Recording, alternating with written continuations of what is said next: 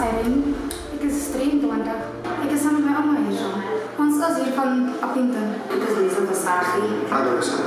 Ons is in Appington. Ek is Jane Greef van Oukiep in Springbok en Dr. Tarine gaan my oog doen.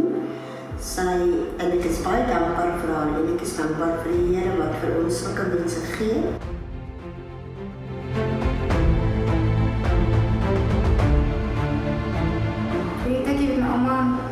Sien het was vir my baie moeilik geweest ook. Kyk, jy moet gaan lê waar hy gaan as hy toilet toe gaan. Hy kan maar toe gaan moet as hy lê. Ek het 'n safe house. So as ek nie kan vir my kinders sorg nie, ek kan sien, dan sal ek nie vir my kinders kan kyk en waar hy gaan. Ek sien net dat sy met alles sien wat sy voorbegeer. Haar kleinkinders, haar agterkleinkinders.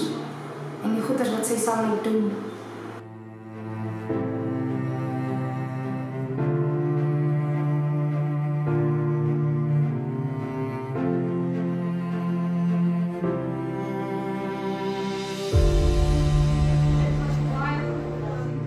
So, ek kan die lig voel.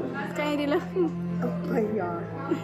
Dit was so vinnig. Dit was toetiks, dus ek klaar. So dit is fantasties en ek kan sien.